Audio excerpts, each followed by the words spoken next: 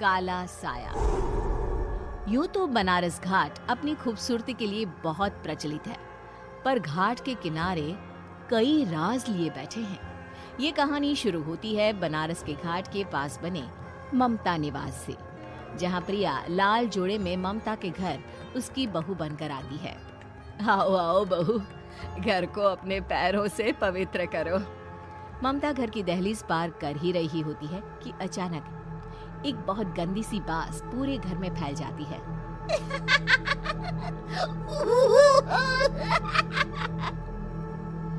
ये बदबू और ये आवाजें, ये कौन हंस रहा है माँ? अब ये पड़ोसी ना हमारे थोड़े अलग से है। कहाँ हम शाकाहारी और ये मांस मच्छी खाने वाले। छोड़, तू ध्यान मत दे और गृह प्रवेश कर। और हाँ बहू, अपनी सास की एक बात हमेशा याद रखना, इन पड़ोसियों से तो कभी बात नहीं करेगी। अच्छे लोग नहीं है ये। अपनी सास की ये बात मानेगी ना बेटा? हाँ माँ, जो आपकी मर्जी, मैं उनसे बात नहीं करूंगी। अगले दिन प्रिया अपनी पहली रसोई बनाने रसोई घर में जाती है।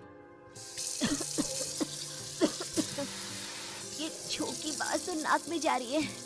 एक काम करती हूँ, खिड़की खोल देती हूँ। प्रिया खिड़की खोलने जाती है। इतने जाले, लगता है इस खिड़की को कभी खोला ही नहीं गया। पर ऐसा क्यों? ओह, नॉन वेज की स्मेल आती होगी ना। 2 मिनट के लिए खोल लेती हूँ, फिर बंद कर दूंगी। प्रिया खिड़की खोलती है। खिड़की खोलते ही उसकी नजर सामने वाले घर की खिड़की पर पड़ती है, जहाँ एक लड़की खड़ी होती है, हाथों में मेहंदी, लाल रंग की साड़ी, बिल्कुल सजी धजी, मानो प्रिया की तरह ही वो भी नई नवेली बहू हो। वो प्रिया को देखकर मुस्कुराती है। हे भगवान, माँ ने तो इनसे बात करने को मना किया था। प्रिया फौरन ही खिड़की बंद कर देती है और तवे पर चढ़े रोटी की ओर देखने लगती है, पर वहाँ रोटी न होकर मछली पड़ी होती है। ये क्या? पहली ही रसोई में इतनी बड़ी गलती। हे भगवान, अब मैं क्या करूं?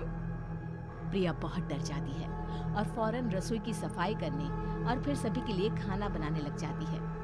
जब वो सबको खाना परोसती है, सब तो ठीक है, मैं बेकार में चिंता कर रही थी।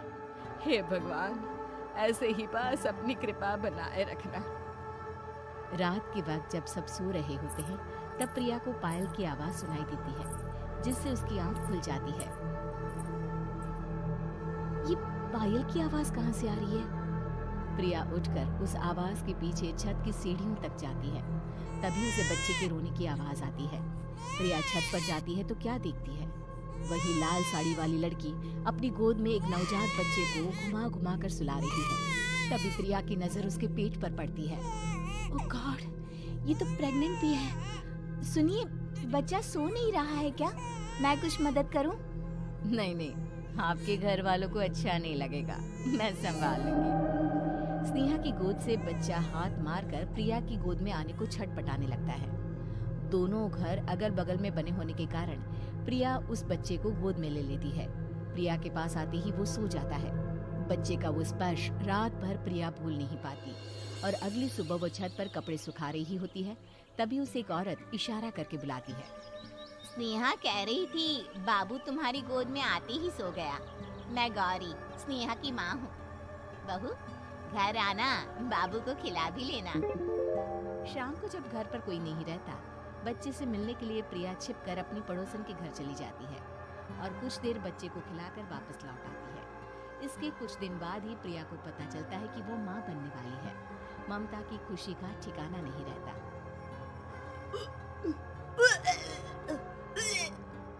माँ जी, पता नहीं क्यों उल्टी आ रही है।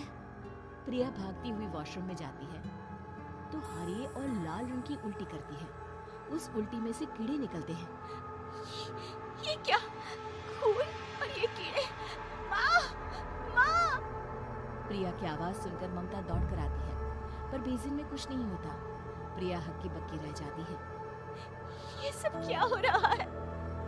प्रिया घबरा जाती है और अपने कमरे में जाकर सो जाती है।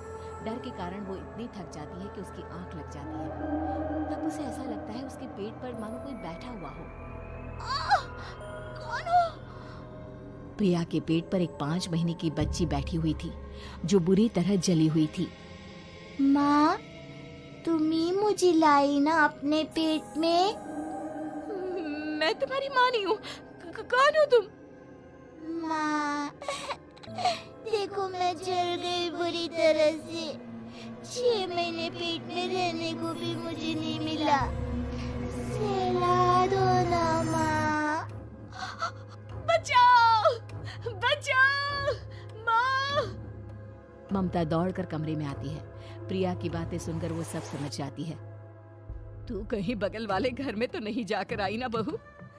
मुझे माफ कर दो, मैं गई थी माँ। उस घर में सब मरे हुए हैं बहू।